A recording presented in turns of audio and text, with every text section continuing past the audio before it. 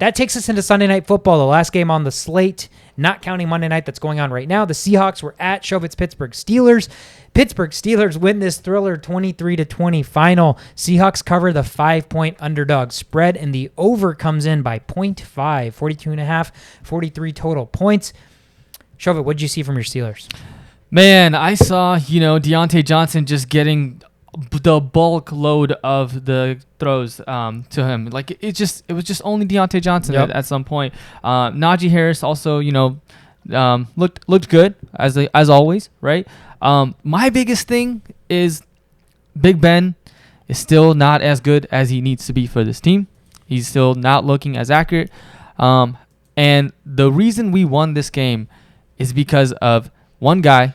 Yep. TJ Watt. Yep. Yeah, buddy. What a beast. I mean, he was everywhere. Dude, 2 sacks, 3 tackles for losses, 2 QB hits, 7 tackles, 6 of them solo. Right. I'll give you Dalvin Cook and Thielen for TJ Watt. Wow, I don't think I would do that.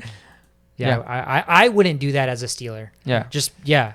I mean, but that's how valuable he is. In overtime, Geno Smith breaks away from the line, I guess, and then starts running it towards the middle of the field, and here comes TJ Watt out of nowhere. It's crazy. He was triple teamed on the right side. He was already in the backfield, and he saw Geno Smith running, and he just said, "Fuck this," and he just aborted mission and started running, and he got the ball out. Like, it's crazy. And the pass deflections that he was having, 3 of them throughout the game. One of them in the fourth quarter should have been an interception.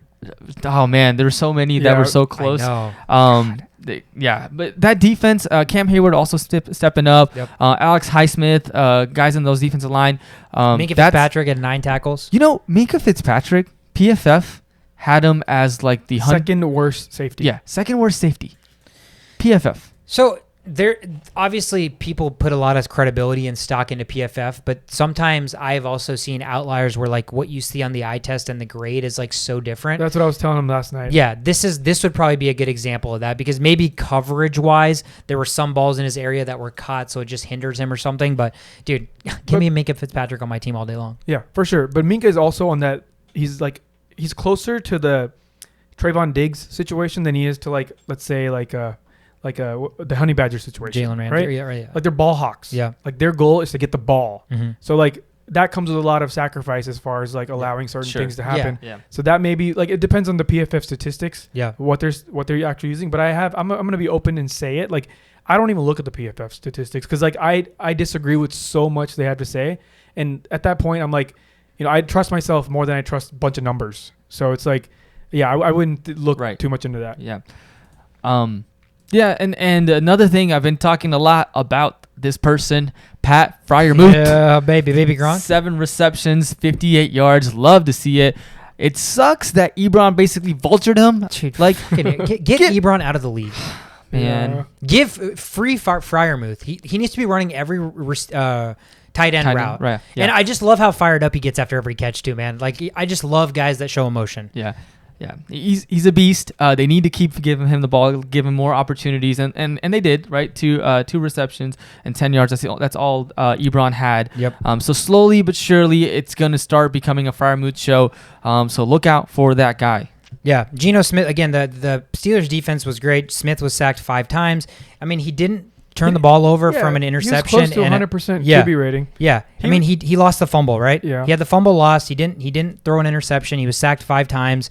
But you have to be happy if you're the Seahawks with Geno's play, because yes, I started Pittsburgh's defense and I was expecting Geno to throw 3-4 picks, but for the most part he did okay. I just wish he would have tried to get his receivers more involved, put the ball in a situation where they can actually make plays. I mean, DK had 7 targets, 6 catches, 58 yards. Lockett had 7 targets, but only 2 catches, 35 yards. So the ball's not getting to where typically Russell Wilson obviously would put it. Alex Collins was a bright spot, though. Ran for over 100 yards, had a touchdown, and now he's banged up. Yeah, he's banged up. But it's not like a sprain or strain. Yep. I think it's just like a football thing. He looked good. He did. He's quick. Yeah, he's making some quick. He's shifty. jukes and things like that make him look like he's a viable start if he's healthy. For sure. We talked about it earlier. Rashad Penny's going to be back next week, so that should probably take away carries from Alex Collins, unfortunately. But that's something to watch out for. But otherwise, the Steelers take care of business, head into the bye like the Vikings, 3-3, right? You get back to 500, get your guys healthy, and then come out with fucking fresh legs and ready to go. Big Ben needs it. Yeah, Big Ben could use some rest. The Seahawks are going to be at home to the Saints next week. So, again, another not so easy matchup for them. And that's